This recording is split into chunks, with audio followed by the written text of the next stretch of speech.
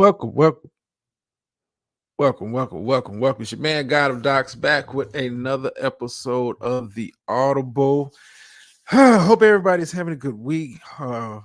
Since I won't be doing a show on Thursday, due to being Thanksgiving, hanging out with the family, watching football games all goddamn day. Just want to say happy Thanksgiving to you and yours and all of that good stuff. Let me see what's going on. How you doing? Really? Welcome to the show, new subby. Miss Murph, how you doing? Shout out to the Eagles for picking up the dub. Yeah, we're gonna talk about it. Tonight's show will be a little bit longer than normal because I want to recap this past week's games, but I also want to go ahead and do the preview for the upcoming week. Since Thursday, I will not have time for a show. Hanging out with the family, watching football games. What's going on, Gator Girl? Welcome to the show. All right, so where do we start? Let's start with the biggest game of the week. Monday night game last night. Eagles come out with the victory over the Kansas City Chiefs on the road. I was going to call it what it is, man. It was a very sloppy game, but at the same time, give the Eagles their flowers for taking care of business like they should.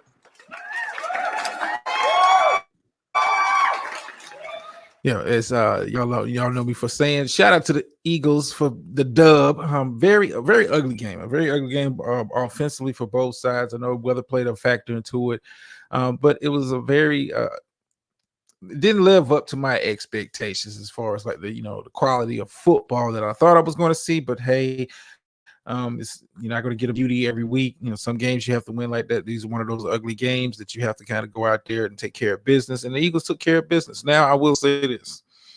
For you Eagles fans, some of the issues that I've been talking about all season, as far as like some of the play calling, some of the decision making, as far as like what kind of team does Philadelphia want to be from week to week, the consistency in the offense.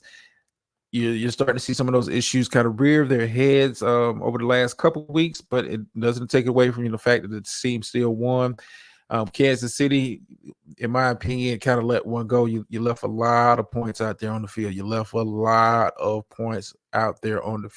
you think about the drop touchdown by Van Der Scatlin late in the game, you also got to go back to the end zone interception from Mahomes. You got to go to the KLC fumble down there within the goal line.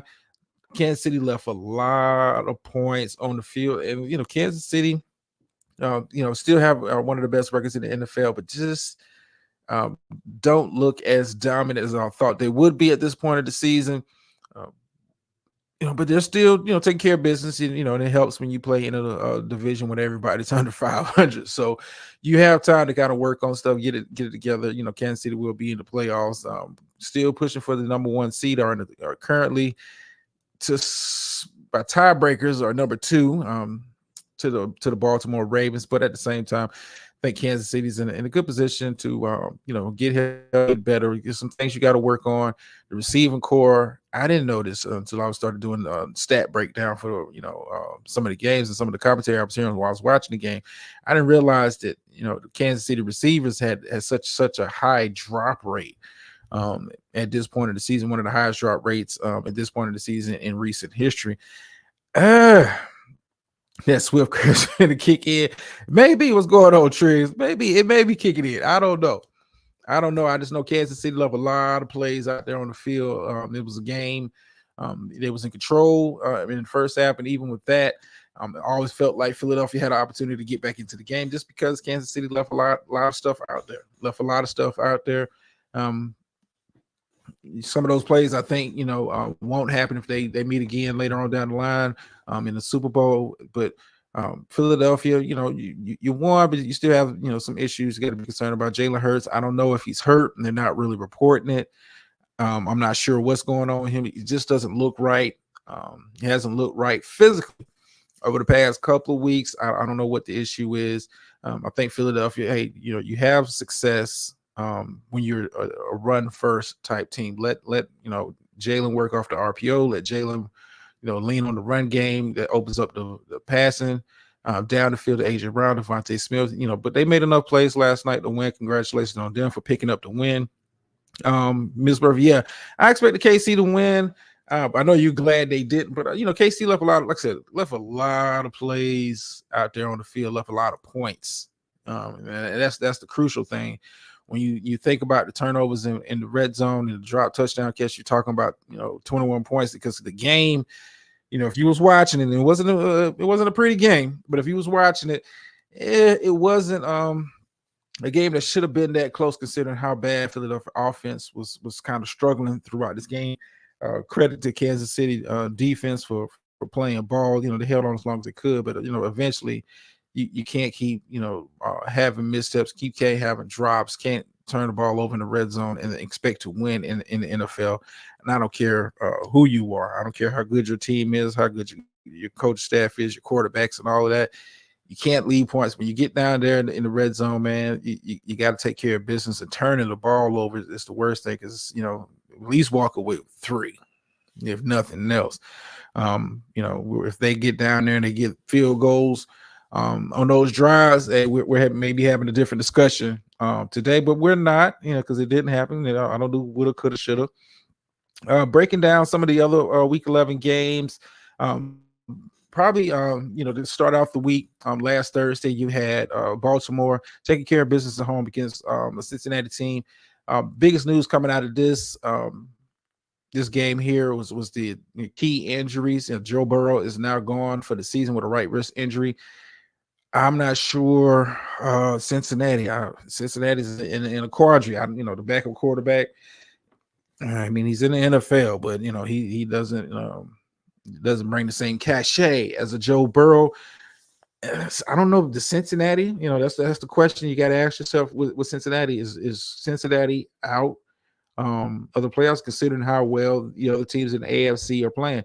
Now, if Cincinnati was playing in the NFC, I would say this team still has a chance to kind of make the playoffs. Still have a kind of chance to make the playoffs in the AFC, but when everybody in your division is above 500. Then you add on to that, Kansas City is doing their thing, Jacksonville is doing their thing. Houston, Texas, who we'll talk about a little bit later, are also doing their thing. Then you have the tussle out there in the AFC East. I don't know if Cincinnati can hold on and maintain that position they have right now is currently as a playoff team. I mean, it's a bad injury. You don't want to see anybody get hurt, but hey, this is part of the NFL. Next man up, and we're gonna see what Cincinnati is made of. Is this team Joe Burrow or bust, or is this a team that can be successful without Joe Burrow in the lineup? We're going to see it. And on the other side of the ball, Baltimore also had a big injury. Mark Andrews is gone for the season. I do want to kind of talk about this kind of segue since I got a little extra time tonight. The segue. I'm not sure what you want defensive players to do at this point. It's been talk a lot about the hip drop tackles that defenders are making to bring down these ball carriers. Not guys will get injured. And lower leg injuries is what we're talking about. I mean, what do you want these guys to do? You can't hit them. Can't lean with your head. Like a lot of these players was talk coming up. You're getting penalized for shoulder tackles. You can't do the horse collar, which was, I get safety is paramount, but I mean, goddamn. I mean, what is a defender supposed to do? I mean, you already can't breathe on a quarterback without catching a personal foul penalty.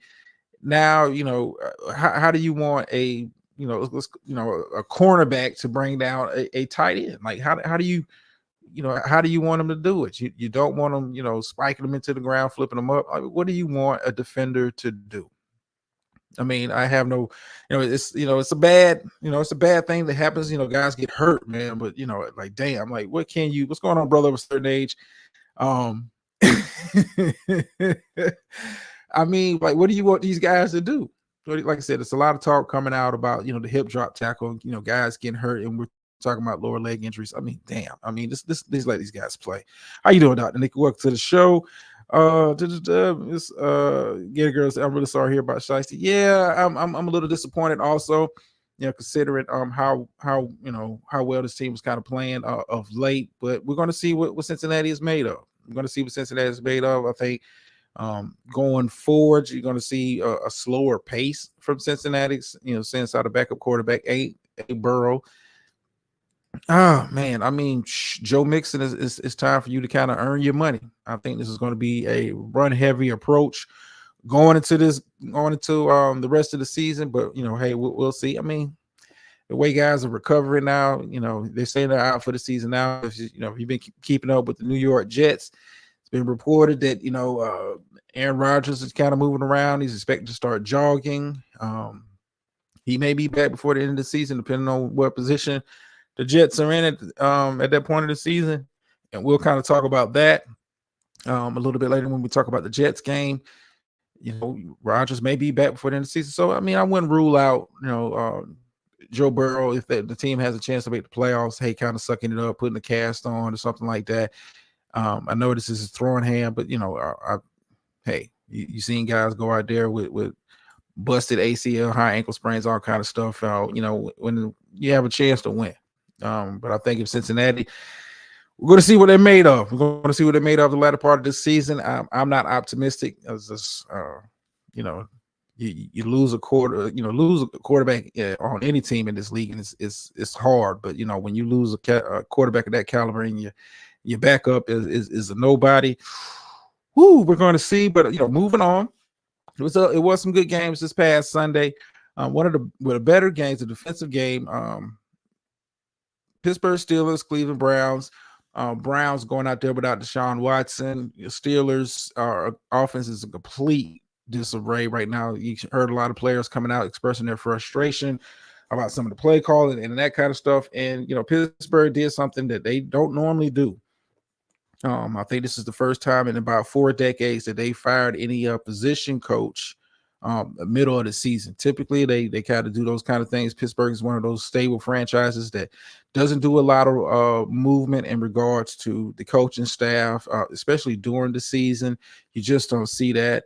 But they ended up, getting rid of the offensive coordinator. And I would say this, man, good riddance. You haven't done anything, and I'm not going to put it all on the offensive coordinator, but somebody's got to pay, and it's not going to be the quarterback, and it's not going to be the other players on the field. It's going to be the offensive coordinator. Hey, you're a guy that's easily replaced.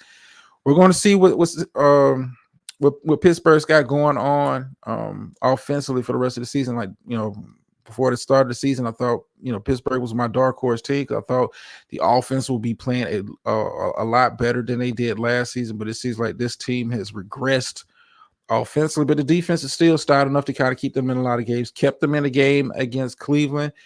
Cleveland, instead of rolling with PJ Walker, rolled out with DTR, the rookie quarterback. I like what I saw from him. They didn't put a lot of stress on him to make a lot of big plays and a lot of tight throws. Cleveland has the recipe for success. Play good defense, have a running game, let your quarterback do just enough to kind of keep you in games, put you in position to win, and that's what happened on Sunday. Like I said, good game. For those that like defense, if you were looking for an offensive explosion, I knew this game wasn't going to be that. But at the same time, hey, shout out to them for for picking up the dub. What's going on, Mark? What's happening, man? Hey, happy Thanksgiving. Man, let me say this to everybody, man. Happy Thanksgiving, man. Hope your holidays are filled with joy and all that kind of other stuff. Yeah, it's gonna be a little bit longer show tonight. Like I said, I'm not doing a show over here on Thursday. Be locked in with football games. I mean, real games start at noon. So I mean, let's get it in, get it in, get it in, get it in, get it in. Speaking of getting it in, talk about the Jacksonville Jaguars big win on Sunday, blowing out Tennessee Titans. Jaguars, yeah, you won. You still have one of the better records in the AFC. I'm still not sold.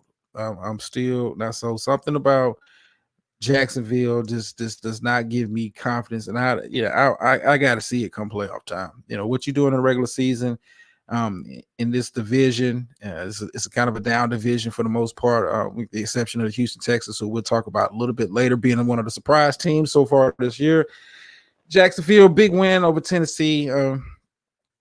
Tennessee, I guess you just kind of like just playing out the string at this point. I'll just go ahead, get the young guys out on the field, see what you have going forward. You're not making the playoffs, you're not making a run to the playoffs. Get those guys on the field, see what they got. And Jacksonville, you did what you're supposed to. You beat a team you're supposed to beat. Like I said, I don't have any confidence when I talk about the Jacksonville Jaguars, and not to say they're not a good team. But when I think about the upper echelon teams in the AFC, Jacksonville for me, despite their record, is still not a tier one team to me. It's still not a tier one team to me. One of the tier one teams that played on Sunday has moved up to the tier one for me is the Miami Dolphins. Took care of business against a game Raiders team. Miami. If I got to break it down, top teams in the AFC, you got Baltimore, you got Kansas City. You got to, for me, you got to include Miami in that tier one of teams going forward. I think Miami has the offense that can score with anybody, but the defense of late has started to get a little better. That helps when you have the addition of Jalen Ramsey over the past couple of weeks. We're going to see going forward, and I think they got a good hold on the division. But Buffalo showed in their game, and we'll talk about that a little bit later, that hey, they're not going to just give up the division without a fight. I'm curious to see who wins the next matchup. I think whoever wins the next matchup is the team you got to look as being a division, winning this division. But Miami right now is the lead dog in that race. I think if they keep going out there taking care of business, by the time they get to the Buffalo game, hey, it won't be that big of an issue. I think they'll have a playoff spot already kind of sold up, and the way Buffalo has been kind of playing this year. Division may be sold up by that time, but who knows? But congratulations to the Miami Dolphins for playing a good game, despite kind of starting slow in that one. The Raiders, like I said, a much improved team under interim head coach Antonio Pierce. I'm curious to see if they are going to keep him as the head coach. I know the players like him. I know the team is playing much better up under him. But the Raiders, last time they was in a position with an interim head coach, it took them to took them into the playoffs. They ended up moving on from him, and you bringing in Trash McDaniels, who I hope never gets a head coach job again, because dude, you're not it. You are not it. Another good game. Shout out to the Bears for doing what the Bears do. I just Bears, you had Detroit in a proper position for the first 3 quarters of the game to take care of business. You were up in that game. You had control of that game. Justin Fields was having a real good game. Detroit was turning the ball over. Detroit was doing everything they could to kind of give Chicago the win, and Chicago just I don't know what direction this team is playing. I expect a lot of turnover for Chicago going forward next season. Head coach may be out. Justin Fields, I'm not sure if Chicago is sold on him. I like Justin Fields. I just don't think they put Justin Fields in a position to be successful, play more to his skill set. I think they're trying to get him to fit into their system, and it's just not working. It's just not working. Take notes, Chicago, from what Houston is doing with CJ Stroud. Hey, put him in a position, play to his strengths, and really see what you got. Because CJ Stroud is having a fantastic season. We'll talk about the Texans. CJ Stroud is having a fantastic season as a rookie. I mean, think about it. He doesn't have Pro Bowl wide receivers out there on the field. Does have a real good run game down there in Houston, a real good offensive line down there in Houston. But from day one, Houston has put CJ Stroud in position and played to his strengths, but can't say the same. Can't say the same for what you're doing in Chicago. I don't know what they're doing with Justin Fields, and it may be time for Justin Fields to start looking elsewhere for greener pastures. Chicago is just not it. Chicago is just not it. And I don't. Chicago has been a mess for so long. They have a spurt here or there where they're good for like a season, but I don't know what's going on in Chicago. Some of the personnel decisions that they've made over the past couple of years, not really playing to Justin Fields. I mean, let them move. Let them get out of the pocket. Let them create a little bit. But, Justin Fields, for all intents and purposes right now, is not a pure pocket quarterback. Like, quit trying to force it on him. And but, hey, it is what it is. But, Detroit – I talked about Detroit coming into this game. I talked about my concerns with this team. Detroit still I have as the second best team in the NFC, but you're starting to play real sloppy. Offensively, turning the ball over a little bit too much, especially in this past game. And the defense is not looking like the defense that was playing earlier this season. I'm concerned about Detroit. I still have confidence in Detroit. I've been high on Detroit for the past couple of seasons, but um, you got to get it together, man. You can't keep playing this bad of a defense because the top teams in the NFC will take advantage of you having those defensive lapses. And as much as I like Detroit's offense, Golf, you got to clean it up. They've been kind of mistake prone lately. Cleaned it up. You have an opportunity. I want to say that they're one of the Thursday games for sure. They got the Packers. And we'll talk about the Packers game a little bit later. Matter of fact, we'll talk about them next. But Detroit cleaned it up, man. Cleaned it up. I'm starting to see some cracks.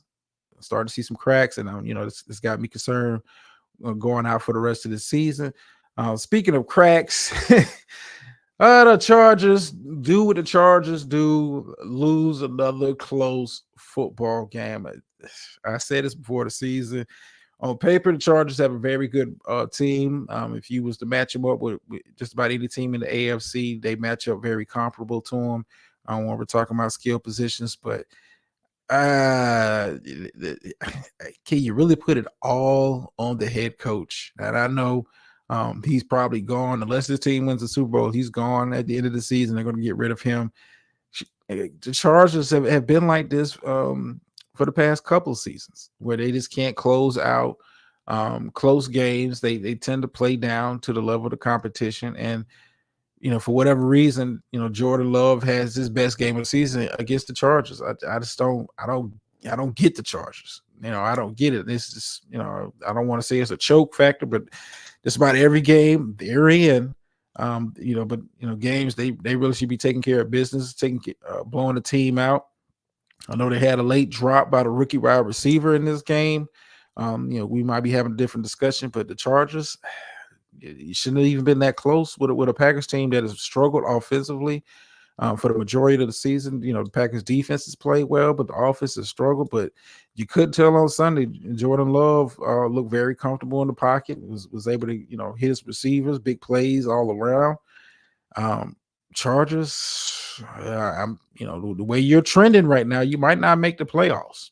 You might not make the playoffs considering how well the AFC East, AFC North is playing. Kansas City's got that division on lock, and Jacksonville's got it. So, Chargers might not even make the playoffs. Keep playing out. This is one of those Dr. Jekyll and Mr. Hyde type teams. And I like the roster, but I don't know. It's something in the water out there in LA, man. Just they can't get out of their own way. They should have blew out the Packers. Should have blew them out. It shouldn't even been that close. It shouldn't have been that competitive, but it is what it is. Speaking of blowouts, I'm not going to spend too much time talking about this game. Cowboys smoked Carolina. Cowboys went out there, took care of business. Like I said, I'm not going to spend too much time on it. I just, I'm glad that we came out of it pretty healthy. It has been reported that CeeDee Lamb is on the injury report with an ankle injury. I don't know if he'll play on Thursday. We'll see. He did look a little hobbled in that game, but like I said, it's you took care of business against the Panthers team that is spiraling, that is dropping off the face of the earth, and you see what this guy to see what you got with Bryce Young. I think you get him some more weapons on the outside, make some improvements along that offensive line, and we'll see what we have next season. But this season is a lost cause for the Panthers. As I say, try to keep Bryce Young upright, get him the reps, see what he looks like when you put some more pieces around him. We'll talk about next week's games. We'll preview next week's game after I kind of wrap up this week. Speaking of wrapping up, 49ers wrapping up and taking care of business against the Buccaneers at home. I was, I'm going to say I had lost faith in the 49ers, but they're still, for me, kind of, they're still a tier 1 team out there in the NFC. You don't want them to get into the rhythm that they was in the first 5 games of the season, but it seems like that's what it's coming down to. Now they did lose their all pro safety for the rest of the season to injury. I'm not sure how to say his last name, Halafunga. Um, but Pro Bowl safety, they ended up losing him for the rest of the season. What that looks like for the defense going forward, I'm not sure. San Francisco does have a pretty good stretch of games coming up where we're going to kind of see who's who and what's what. I know the Eagles are a game that's coming up on their schedule. Curious to see that one, of course. I'm ain't gonna lie to you. As a Cowboys fan, I'm pulling for the Niners in that one, just for I want the Eagles to got to come back to the pack. But hey, yeah, it is what it is. You just got to play the teams that's in front of you and win those games. And 49ers took care of business against a game Buccaneers team, a game Buccaneers team. Just some games talent just kind of wins out. You can scheme all you want, but sometimes talent just wins out. And San Francisco is a much more talented team than Tampa Bay. Nothing to be ashamed of. It was a competitive game, but you can just tell San Francisco was the team that was in control. Like I said, it was competitive for a while, but Tampa Bay just don't. It's not on that level. Not on that level. Speaking of not on that level, I was surprised for you Giants fans out there. I was surprised by the performance of, I'm not even sure what's his name, Danito. I was very surprised by his performance against what has been a pretty decent defense for the Washington Commanders. I was surprised by his performance on Sunday. And, I guess I can go out. This is not even on a limb. I'm not even going to say this is not even on a limb, but has he played the best quarterback in New York for both teams? I'm talking about Jets. Was that the best performance you've seen by a New York quarterback this season? In my opinion, yeah. My opinion, yeah, put on a very good performance. Now, do I think the Giants are going to do nothing? No. Sorry, not sorry. You took care of business. Close it out late with a late pick six against a Commanders team that we have to play. When I say we, talking about Cowboys, we have to play them on Thursday. Not overlooking Washington. Washington has been one of those. They can, like the Chargers have been in a lot of those games. This have not been successful, and most of them have a losing record at this point. But I'm not overlooking the Washington Commanders. I think, I ain't gonna say I hope they get it together Thursday. I hope they don't. Hope they keep up that same energy. But Washington is a team. I think you have something in Sam Howell. I do like some of the pieces that they have on the outside. I think you invest a little bit along that offensive line, probably get some secondary help on the defensive side of the ball, some linebacker help. It's we might be having a different conversation next year when we're talking about the Washington Commanders. If they're able to make some moves as far as the draft and free agents, maybe having a different conversation. I like Sam Howell. Sam Howell's played well enough for me, from what I've seen, to be the quarterback going forward for this team. I know it was a lot of questions on Sam Howell. But he's played well enough for me to kind of secure the job for next season. Like I said, a couple pieces here, a couple pieces there. Now, I will say this about Washington.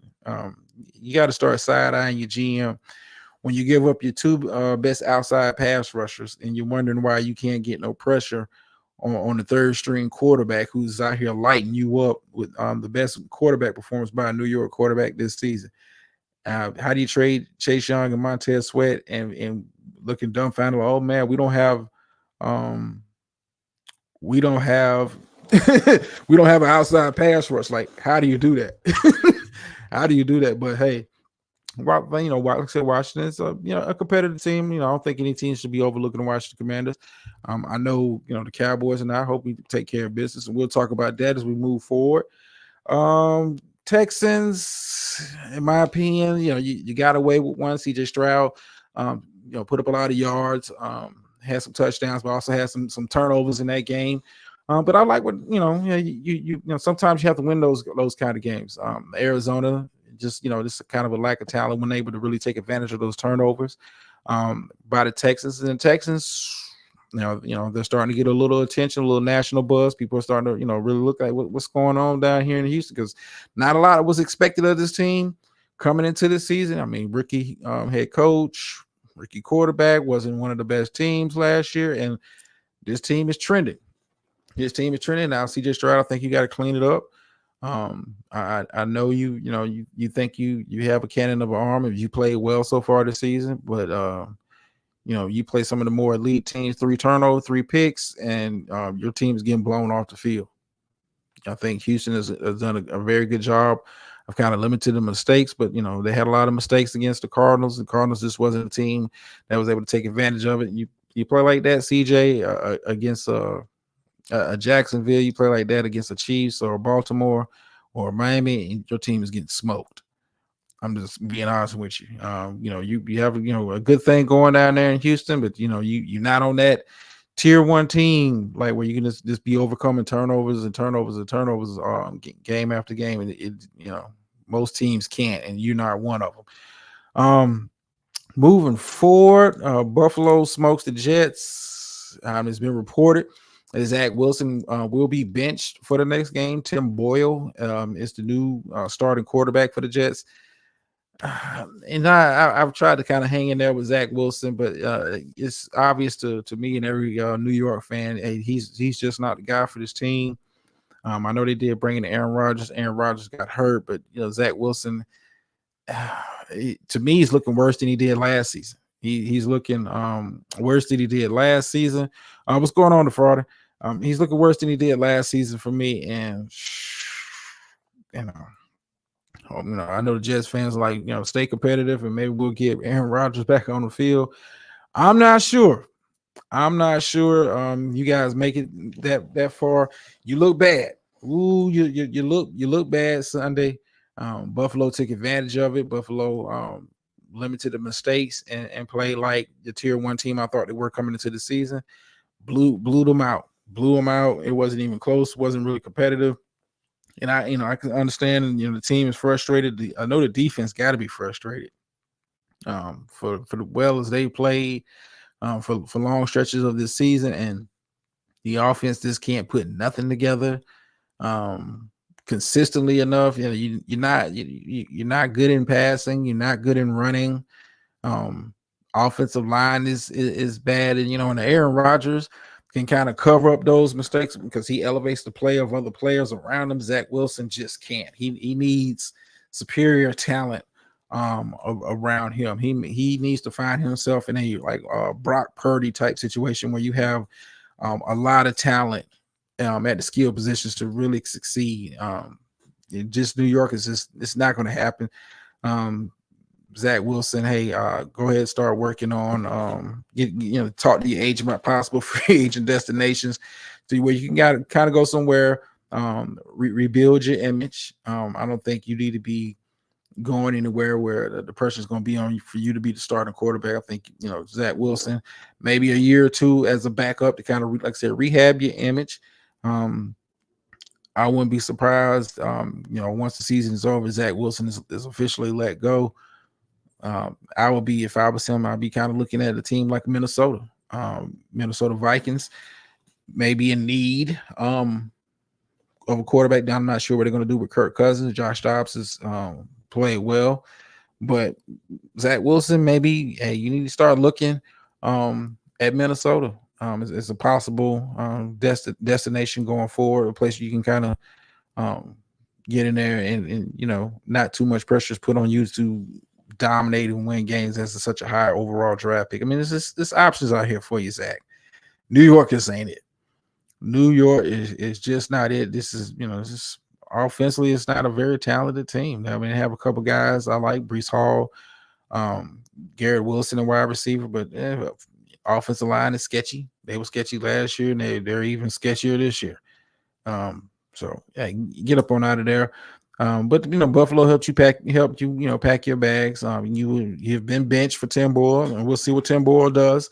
I remember what Mike White did last year for the Jets, coming in and pretty much taking that job. Is Tim Boyle, primed to take that job and kind of hold on to it to the end of the season? We'll see. We'll see going forward. Wrapping up the week 11 games, you had Rams over the Seahawks. I know the Seahawks are coming up for the for you Cowboys fans. Seahawks are coming up. It's like Seahawks. You let one slip away against a very game Rams team. They take advantage of your mistakes. Um, but I think the Seahawks will be okay. I'm not reading too much into it. I don't. It's still one of those teams I think are trending up. I do like. Um, the guys they got on the offensive side of the ball, but it just had some mistakes, and the Rams, kind of limited their own and took care of business. And the Rams, I talked about them all season, giving those young guys, especially on the defensive side of the ball, a lot of burn, a lot of time. The Rams may be on the way back next season. I don't think it's this season, but get those young guys, the reps, and the Rams has stayed competitive for the most part of the season. Speaking of staying competitive, Broncos big win on Sunday Night Football, um, winning a close one against Minnesota. Very good game. I do think Minnesota still trends for me towards the playoffs. Broncos, to see if they can kind of get it together, keep this little bit of a hot streak they're on, keep it going. The defense is starting to play to expectations coming into this season, as far as how well they played last season. And Russell Wilson has played much better than he played last year. He's played much better this season than he did last year. Broncos, we'll see what they look like over the next couple of weeks. But if the Broncos get into the playoffs, I don't think it's going to be an easy out.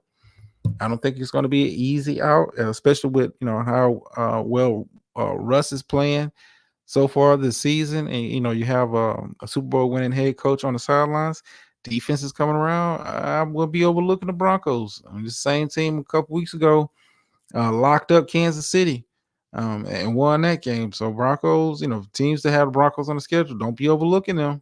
This is not the Broncos team for last year. They kind of worked out some of the early season issues and are looking good as of late. Now, as we move forward, like I said, Thursday, no show over here. If y'all know I like to do my Tuesdays and Thursdays, but no show over here. So I'm going to go ahead and do the preview tonight, kind of get it out of the way because Thursday is football, all college and pro football all day long. Throwing some NBA games. Yeah, Dots is not going to have any time to be sitting on no StreamYard doing those shows or none of that hot mess. I ain't gonna have no time for it. I'll be in front of the tube all day long. But as we look forward to the Thursday games, kicking us off, you got Packers and Lions. Packers coming off a good win over the Chargers. Detroit coming, with a come from behind win. Short week, on the short week, I typically go with the home teams. But this is one of those rivalry games. I do think the Packers make it competitive, but I think Detroit cleans it up for this for this week. Get through this game, have 10 days off until the next one. So I got Detroit. I got Detroit in this one. Packers played well on Sunday. Jordan Love with his best game statistically so far this season. Packers defense is a defense that can take advantage of Detroit mistakes, but I think Detroit is going to have a renewed focus on not turning the ball over like that. Because you guys have played, you've gotten away with it the last couple weeks. If you had that same kind of performance against a Packers team, I'm not sure if Detroit escapes out of there. But typically short week, I always pick the home team for the most part. So I got Lions in this one, but I think it'll be a very good game. Speaking of, I think it'll be a real good game. You got the Commanders coming into Dallas. Dallas is on a very hot streak as far as home games are concerned. I know a lot of talk was made. We haven't played nobody. We played the Panthers. You play who's on your schedule. I'm not overlooking the Washington Commanders in this one. Like I said, I like Sam Howell. I like how he's performed thus far this season. But I think you kind of running into a bit of a buzzsaw with the Cowboys. I hope, and I say this with all sincerity, I hope you guys are not overlooking Washington, looking forward ahead to the next matchup to the Eagles. So you got to take care of business, take care of the teams in front of you. And for me, when we're talking about MVP discussion, you got to include Dak. Dak's got to be included in that serious conversation. Now you can't overlook him. Um, Dak's got to be included in that conversation, and I think he continues with his strong play this season. Washington kind of lost some of that pass rush by trading away their two best pass rushers. Like Jesus, how do you do that? But anyway, um, I think they'll have the opportunity to kind of take advantage. I was encouraged a little bit by Tony Pollard performance last game. I know it wasn't like wow, but I think he showed a lot more burst against the Carolina Panthers. And then, like I said, it's a short week. Typically on a short week, I typically pick the home team. Cowboys are favored to win in this one. They're my pick. Just take care of business on Thanksgiving and beat the Washington Commanders. Probably the most intriguing game of the Thursday night matchups. 49ers and Seahawks. Seahawks are at home. And like I said, typically I take the home team, but Seattle, you coming against a refocused 49ers team on the road. I think the 49ers understand, hey, this is a very big game when we're talking about rankings and records and that kind of stuff. I think the 49ers want to send a statement to the Seahawks that, hey, you're not there yet. You're not on that level. And I think, this is, like I said, it's a very, very intriguing game. Well, typically I would pick the home team, but I didn't like what I saw Sunday, and it's kind of hard to kind of clean a lot of that up. And you make those kind of mistakes, and you lost against the Rams team. You make those kind of mistakes against the 49ers team, you're getting blown out. You're getting blown out. I think offensively, if Seattle is able to limit the turnovers, you have some opportunities. I think Metcalf can kind of get it going. I think Lockett on the opposite side, he's able to kind of cook a little bit. But if you get to turning the ball over, and 49ers is one of those teams that make you pay. And I think 49ers, after coming off that 3-game losing streak, having a bye, have come out refocused, re-energized, and are back playing at the tempo they were playing at the beginning of the season. And for that reason, I'm picking the 49ers over the Seahawks. But I do think that'll be a very good game. That is Thursday night game. I'm already skipping ahead. You do have one game on Friday. Why would you have a game on Friday, NFL? I don't know, but hey, I'll take it. You got Jets and Dolphins. Dolphins on the road. I got Dolphins. I'm not expecting Tim Boyle to go out there and light it up and make this a shootout. Much as I respect the Jets defense and what they've done so far this year, it's eventually you wear out, man. You have to, as the season goes on, you wear out, man. The energy level kind of drops, and Tim Boyle goes out there, has about three and outs to start the game. I think this becomes a wash. I think the Dolphins win by double digits in this one. I just don't think the Jets can put together offensive drives long enough to kind of give their defense a chance to make this a competitive game. But hey, who knows? Who knows? I'm just a guy on the microphone talking. But I got Dolphins. In this one. I'm looking forward to Sunday afternoon games. You have Bucks and Colts. Yeah, not much see TV for me. Probably the biggest news coming out of before this game is the Colts have let go former All Pro Bowl linebacker Shaq Leonard. Let him go. Curious to see where he lands.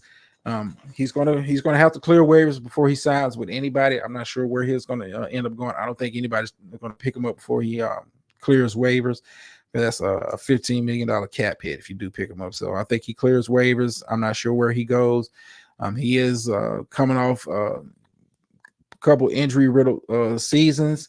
He saw his playing time get cut as they, going toward more the younger players for that Colts team. But I'm not sure. Shaq Leonard is when he's healthy. Yeah, when he's healthy. I'm just going to say this: when he's healthy, he's one of the best middle linebackers in the game. But he hasn't been healthy the last couple of seasons. It's been, kind of hamstrung this season. They've reduced his playing time.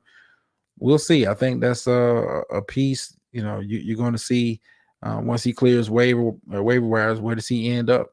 Where does he end up? I expect, and I'm just being honest. I expect him to have some interest from the Philadelphia Eagles, considering that they need a little bit of help at the linebacker position. I think if he's trying to win and win big, Philadelphia is one of the few teams I think that have realistic Super Bowl aspirations, especially with Shaq at this point in his career. I don't think he wants to go to a rebuilding situation, but at the same time, the dude wants playing time. Philadelphia, right now, when I look at the rest of the teams in the NFL and some of the needs they have, maybe Buffalo could be in play, since Matt Milano got hurt. But other than that, there's no storyline for this one. So I'm gonna go Bucks over the Colts. I think the Bucks have played a respectable football for the most part this year, and I've been kind of off on the Colts since Anthony Richardson got hurt. So I got Bucks in this one. Probably the throwaway game of the week. If you were going to do anything else on the Sunday, and this game is the only game in your region for you to watch, this is a time for you to go grocery shopping. This is the time for you to go catch a movie. I'm talking about Patriots and Giants. Oh man, this is the race for worst. These are two of the worst teams in the NFL at this point. Like I said, if you had something to do on Sunday and this was the only game in your area, go find you something else to do. Go watch you a movie, catch you a Netflix. Take your loved ones out to eat, do something else. This is ugh. I mean, I've seen some ugly matchups this season, but I mean, at this point of the season, we're talking about week 12 of the NFL season. Yeah, I mean, it is what it is, man. And these guys got to play. This is I'm skipping this one. I got Giants in this one. I have no faith in anything the Patriots have done this season. I think they're playing out the street. Like I said, when I look at the schedule, and we'll talk about the rest of the schedule in just a second. When I look at the rest of the schedule, like, damn, like you mean to tell me, somebody either in the New York, New England area is going to have to be stuck if you want some NFL at 1:00. Some of the people are going to be stuck watching the bad Patriots team, who I don't know what the hell they're doing, with their team offensively, defensively against the Giants team, who Albert coming off a win. Two of the worst teams in the NFL. Two of the worst teams in the NFL. I don't even know what to make of this. I got Giants. I just can't be bothered to spend more time. I mean, this is, and when I talk about throwaway games, another one throwaway game. Like I said, Patriots and Giants is the worst. Coming in at a very close second, you got Panthers and Titans. I mean, maybe the matchup of rookie quarterbacks can get you excited to kind of watch this one. It ain't must-see TV for me. I got Titans at home against the Panthers. I think Will Levis has a good game against Carolina, but I mean, Patriots and Giants is first. Coming in a close seconds is Panthers and Titans. One of the better games for the 1:00 slate. We're talking about Steelers and Jaguars. Steelers, who got rid of, if you missed it early in the show, got rid of their offensive coordinator. The Bengals are at home, but Joe Burrow is out for the remainder of the season. As of right now, is out for the remainder of the season with a right wrist injury. Both these teams have a winning record. Both of these teams fighting for playoff positioning, and this the division is not out of reach. The division is not out of reach thus far. For the simple fact Joe Burrow is hurt. I got, for some odd reason, I got Bengals in this one. I don't think Pittsburgh offense has played horrible this season, and I don't think this is the week for them to kind of turn it on. This is not a sexy game. It's not going to be a shootout. And I may be wrong, but to me, it's not going to be a shootout. Pittsburgh. Now I like Pittsburgh, and normally I would have picked. This has been somebody else. With no Joe Burrow out there, I'd be picking against the Bengals. But for what I've seen from Pittsburgh offensively this year, I just don't think they put up enough points to hang with the Bengals. I think the Bengals win a close game, 20-17. I got Bengals at home. I just don't think the Steelers can turn it on, and you haven't turned it on all season. I I like some of the pieces that they have, but they've just not been able to put. Yeah, I don't know what kind of team they are offensively. You don't run. You're not a run team. You're not really a pass team. I don't know what kind of team you are, Pittsburgh. And maybe the offensive coordinator get fired, kind of shakes you guys up. But yeah, I got Bengals. I got Bengals. This I think it'd be a close game, like I said, 20-17 in my book. Not going to be pretty football. Not going to be pretty football. I think the team that has, I think the team that is leading at half for me wins the game. I don't think this is one of those games that the team makes a comeback on the other one. I just don't see it. Not in this one. Another big game on Sunday for the 1 o'clock kickoff time. We have Jaguars at the Texans. Now, let me see if she's still. Let me click back over here. Let me click back over here. Now I know Gator Girl is very high on her Jacksonville Jaguars. She's very much behind them. All the Florida teams in that vein. Roll Tide. I know she's very high on her teams, but I don't know. They look very good last week, but you never know with Jacksonville what kind of team you're gonna get. But at the same token, Houston, like I said, is playing very good football, especially at this point of the year. Have played very good at this point of the season. But you look sloppy in a win against the Arizona team that just couldn't take advantage of the mistakes that CJ Stroud was making. Typically, this is that point of the season for rookies when they kind of hit a little bit of a wall.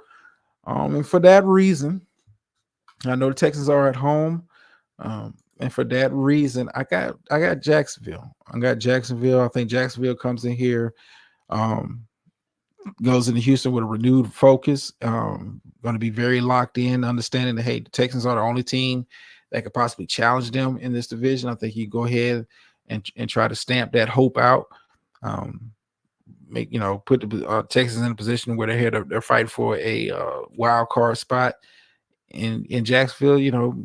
On paper, you should take care of business against the team. And I think Jacksonville does. I think Jacksonville comes out hot early. I expect to see a heavy dose of Travis Etienne. I think Trevor Lawrence plays well enough to win, and for that reason, I got Jaguars. I got Jaguars winning, because God forbid Houston wins. It's going to be a lot of talk about some futures of the Jacksonville Jaguars. I think Jacksonville gets into the playoffs either way, but I think if you want to make a statement, this is the game for you to kind of make your statement, especially at this point of the season. Division rival playing a Texas team that is playing very well, that is playing winning football. I think you go out there and you try to take care of business. One of those teams you try to smash. Had the same mentality you had with Tennessee last week and bring that into what the Texans against the Texans. And I think CJ Stroud, I think they're going to try to get after him. I expect Jacksonville to blitz a whole lot to try to get the young rookie quarterback rattled. And like I said, this is typically the point of the season where rookies kind of hit a little bit of a wall. Maybe CJ hit his wall against Arizona. We'll see, but I got Jacksonville in this one. Also with a 1 o'clock kickoff, you got Saints, Falcons, division game rivalry. I think Derek Carr still hurt for the Saints, so that means Jameis Winston is the starting quarterback. Let me kind of segue just for a second. I like Jameis, like his attitude, but Jameis is he's like Josh Allen, man. Like he'll put the ball in some great spots, but he'll also put the ball in harm's way, man. Like I don't know how much confidence I have in him going forward, but at the same time, you are playing a Falcons team that has not really established an identity of what they really want to be. I mean, you would think being a running team, because that's kind of the makeup, but at the same time, you have weapons on the outside that you want to kind of keep involved. I'm not sure. Heineke has played okay since taking over for Desmond Ridder early in the season. He's looked okay. Pitts has looked okay of late, but I don't know what kind of team Atlanta wants to be. Uh, this division, this division is still up for grabs, with the exception of the Carolina Panthers. This division is still, in my opinion, up for grabs when we're talking about Saints, Bucks, and Falcons. Falcons are at home. No Derek Carr. I'm gonna have to go Falcons. I'm gonna have to go Falcons. I think Falcons lean heavy on the run game. Playing against a very good Saints defense, but lean heavy on the run game. I expect to see Kyle Pitts be moved around a lot, and like I said, with Jameis, he'll play. He'll make some plays to make your jaw drop, but then he'll make a play on the next drive. You're like, what the hell was you looking at? He's the only quarterback in NFL history that has ever had a 30-30 season, 30 interceptions, 30 touchdowns. Like, he's that kind of frustrating of a quarterback. And I got Falcons. I got Falcons in this one. Take care of business at home. Like I said, this division is still up. It's going to be a dog fight all the way to the end, but I got Falcons in this one. I got Falcons in this one. Rams, Cardinals, 4 o'clock kickoff. Rams coming off the win. Cardinals played, decent enough to they could have won the game against Houston. Not too many storylines going on with this one. Kyler Murray's getting back into the groove of things. He looked pretty good against the Texans. They left some plays out there. The defense, played well. But the Rams coming off a win against the Seahawks team. Rams have, for the most part, played well, but played very competitive football. But so have the Cardinals. I think this is, a very underrated. It's not going to, shake up the standings. This is not that type of a game that's going to shake up the standings. When we're talking about, the movers and shakers, of course. But I'm be intrigued by watching this one. I got Cardinals at home. I think they do just enough to kind of edge out the Rams. But like I said, this is not sexy TV, but I think this will be a very competitive game. Like I said, both teams have played hard throughout the course of the season. They've lost a lot of games between the both of them, but this ain't the Patriots and Giants. These teams have been competitive. They've been in a lot of these games, and so I'm tuned in for that one. I'm tuned in for that one. Another game I'm gonna tune in for. You're talking about Browns and Broncos. Both teams, in my opinion, trended up. Broncos are at home. Like I said, they're coming off a very, very big win the other night. Part of me wants to pick the Broncos because they're at home, but it's hard for me to pick against Cleveland the way that defense is playing. I think the defense is kind of gets out the rust early, and DTR, the rookie quarterback that got starting, I think he makes enough plays. And one thing I say about Cleveland, and I've said this about a lot of teams, you have a run game, you have a defense that travels, and this is that time of year when that kind of stuff comes into play. So I got Browns. I got Browns in this one, but I think it'll be a very good game. Both teams, in my opinion, trended up.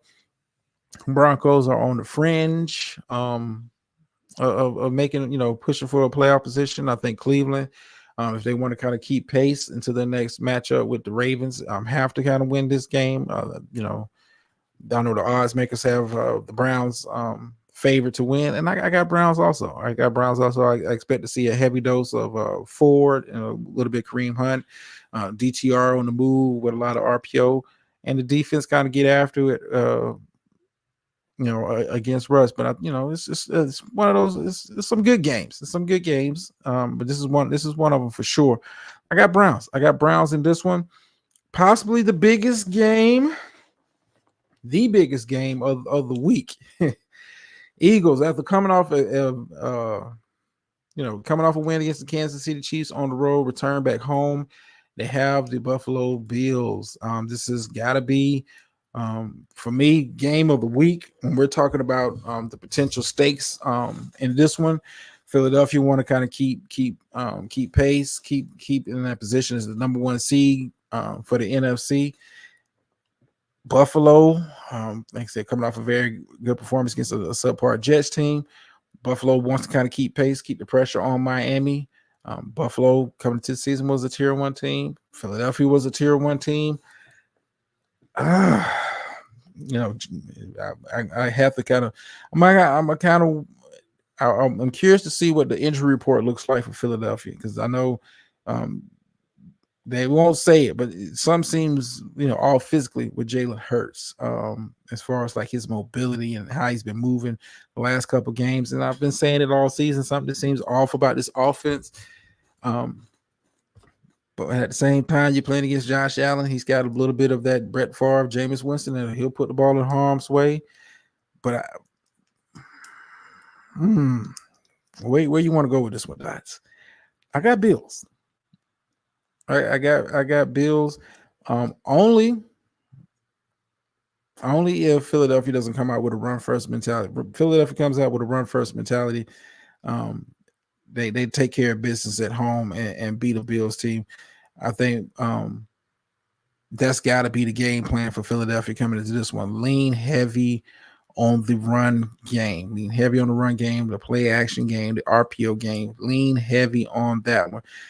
This is not a game where Jameis needs to be, Jalen needs to be throwing 35, 40 times to win this game. It's that type of a game.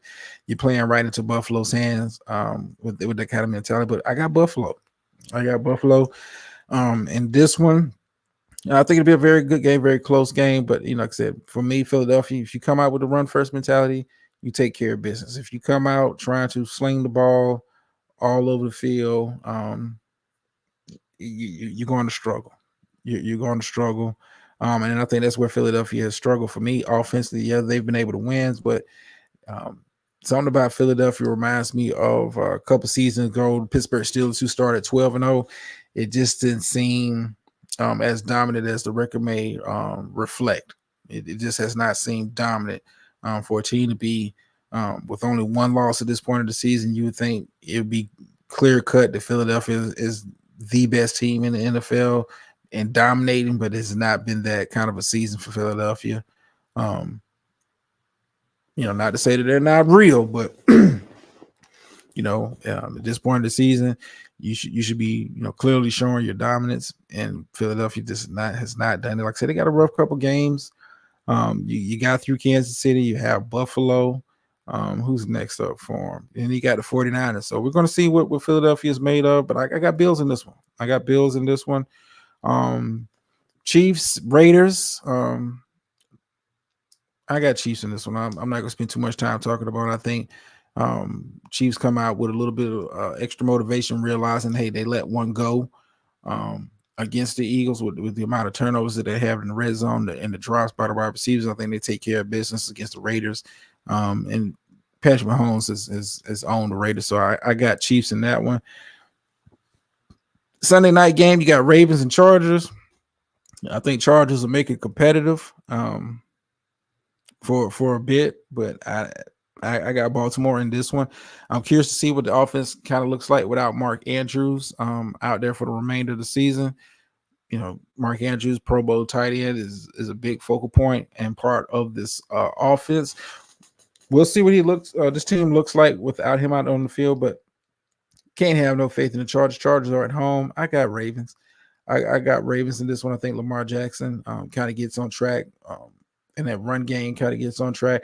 Like I said, the Chargers will make it competitive for a little bit, but Miss Murph. Yeah, we've talked about this all season. You've been to all the shows. We've talked about this all season about your Philadelphia Eagles. They have not looked right offensively. And as a an analyst, I have to call it like it is. As a fan, you are what your record says you are. But I don't think any Philadelphia Eagles fan is like, yeah, I'm encouraged by how we beat the Chiefs, because the Chiefs, turnovers in the red zone, drop touchdown pass late in the game. It wasn't like this offense for Philadelphia has not looked good for the majority of the season. They've had a couple games where they've looked, downright scary, but for the most part, they've been doing just enough to win. Ms. Murph, but I get, I want to say it was like 2020 that, the Pittsburgh Steelers that started 12-0 and it ended up, it's just kind of a facade. You kind of went in with smoke and mirrors. And I think Jalen's kind of nursing the injury. He's not really kind of letting on about it. He just doesn't look right. I'm just gonna be fair about it. Now, if you beat Buffalo, I mean, that's yeah, congratulations to you. It's a rough stretch. Oh, get it, girl. Come on, Dodgers delusional Skip Bayless. Come on, really, really. I mean, as a football fan, your team be damned, and this has nothing to do with Eagles say, because the Eagles are still the best team in the NFC. But you can't sit here with confidence and say, man, the Eagles will look far and above everybody else in the NFC at stretches of this season. And like I said, we'll see what they're made of. Like, you have a tough Buffalo team that is fighting for playoff position. Then you followed up the next week against a 49ers team that has kind of refound their mojo. We're going to see. But you can't be as a Eagles fan coming out of that Kansas City game. So, oh man, we're dominant. No, that wasn't a dominant performance. You was fortunate enough to win. Kansas City, made some mistakes that they don't typically make, especially when we're talking about down in the red zone with the fumble and the interception, and the damn wide receiver dropped a touchdown late in the game. I mean, you can't come out of there like, oh man, I'm encouraged by how my team is playing. Like, no. Jalen only 150 yards. No, get it, girl. Nah, even with my boys, I'm honest about my boys. Well, we look bad. We look bad at in different points of the season. Like, I can't say, oh man, we're dominant team. When I say tier 1 teams, for the NFC, it's still Eagles, Lions, and Niners. And we're right there in the conversation to move up to a tier 1. I only got 3 teams in my tier 1, but no. If we I don't. I'm honest about my team. I think we played well enough to beat the Eagles. But we just made too many mistakes. I didn't come on here saying, blaming it. I just made too many mistakes. Shout out to the Eagles for picking up the dub. But it's actually I mean, when you look at the stats and see, MVP award is about stats. Do you think? I mean, but honest, Mr. Murphy, do you think Jalen Hurts really? I mean, seriously, based on how he's played, I just look at how he's played. I don't look at the team record. Based on how he's played, do you think Jalen Hurts should be lead dog for MVP? Do you think Jalen Hurts has had a better season than Lamar Jackson? I didn't say Dak was my leader, but he's got to be in the conversation. Do you think Jalen Hurts has played better than Lamar Jackson at this point of the season? I mean, and be honest with yourself as a fan. Be honest with yourself as and as a fan of football, not a fan of your team, fan of football. Jalen hasn't played to the level that he played last year when I thought he could have won MVP. I mean, but I hear you. He ain't a contender. Give me your top 3 somewhere in the chat or the comments. Give me your top 3 for that's anybody that's listening to the replay. Top 3 contenders for MVP this season. For me, and in no particular order. I got Lamar in that conversation. I got Dak in that conversation. And if I had to pick one more player based on the season that they've had, and typically MVP is a quarterback award. I can't really put any running backs to that conversation this year.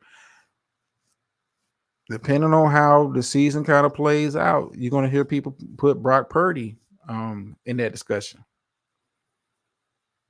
I mean, if at this point of the season, I mean, but I would probably my top 3 would probably be, like I said, no particular order. I got Lamar, I got Dak, I got Tua right now as far as my MVP top 3 MVP contenders. This is based on how they played at their position. I think Jalen is, by the standard he set last year, this is an off year. So, but the team has been successful despite despite that. But let me kind of wrap up the rest of the last couple of these games so we can kind of move on up out of here. Like I said, I got Ravens over the Chargers. Chargers are making competitive, but I got no faith in what they got going on out there in LA with them. And Bears, Vikings, Jesus, Monday night game. America gets to see what I've seen all season from Justin Fields. When they try to constrain him to trying to fit into their system, he doesn't look good. When he's able to kind of get out on the move and do some things, Chicago can be a dangerous team offensively. But I got Minnesota. I got Minnesota taking care of business in this one. I think Dobbs does enough to kind of get it done. I don't think Chicago's defense is going to put up too much of a fight. This is a division game. This is Monday night game, but I got Vikings in this one. And like I said, for those of you coming in late, no show on Thursday. We will be doing a Freestyle Friday show over here. I already got a topic or two that I'm going to kind of bring to the table, have open discussions about. I'll get with that particular person. I'll get with that particular person. Like I said, we're going to start adding a little something else to the show, different kind of segments, correspondence, and something like that. Excuse me, y'all. But yeah, we'll be doing that soon. I just want to kind of enjoy the holidays. You'll be safe if you're traveling. Enjoy the family, enjoy the sports. Like I said, Thursday is a big sports day. A lot of football, like I said, college and NFL. Some NBA games are in there. Some college basketball games in there. So sports. And spend time with the family. Spend time with the family on Thursday. Like I said, Friday we will be back over here for the Freestyle Friday show. Like I said, we'll be doing that around same time I normally do, 7:30, 8 o'clock. We'll be doing that show, and we'll be back to our regular schedule. NBA standards. Gator, I'm gonna try. So y'all be asking for so much, and I'll be trying to do it. I'm thinking about kind of rolling out a quick show on Sunday to kind of like how I do the NFL, kind of do mixing some of the NBA like top news. I ain't getting too hyped over teams' records thus far this season. I don't get hyped over your records until we get to like the All-Star break. But the one thing I will say about the NBA season so far, the big storyline for me so far is Wembanyama. I like what I've seen. He's had a couple rough games, but I like the potential that I've seen. Think he needs to put on some weight, stay injury free, and we'll see. We will see. But we'll probably maybe start doing that Sunday show after the new year. Chet's a pro. I like Chet. I like Oklahoma City, period. I like the pieces that they got when we talking about Shea and Giddy and Chet. I like the pieces that they have in Oklahoma City. Might be a tough team if they can get to the playoffs. Might be a tough out for somebody. Might be a tough out for somebody. But yeah, we'll be soon. I was gonna say so. I don't want to put a date on it, but soon I'm gonna start kind of like doing like big news as far as like the NBA is concerned on like a Sunday show or something like that. Kind of like how I do the NFL stuff, just make major storylines and who's up, who's down. Lamar Jackson, good pick. Appreciated the fraud. Like, look, right now, if I had to pick MVP, Lamar would be my pick. Based on not just his team success, but how well he's played thus far this season. I think Lamar is right now is the front runner. We'll see what that looks like as the rest of the season kind of plays out. Because I mean, if he loses 2 or 3 games and looks bad doing it, Tua lights it up, or Dak continues to play at the level he's playing, we might be having a different discussion. But anyway, let me get my behind up out of here. And they say, I can't do shows by myself. Oh man, like I said, man, y'all have a safe holiday, have a happy holiday, man. Be safe, be blessed, be joyful, and all that good stuff. Enjoy your family, enjoy your friends, enjoy sports, man. Enjoy sports. Like I said, it's just a good Y'all know how it is. The holidays is always a good week for sport. And you are for the phrase that pays around here. Sometimes you win, sometimes you lose, but every time you learn. And I'm out.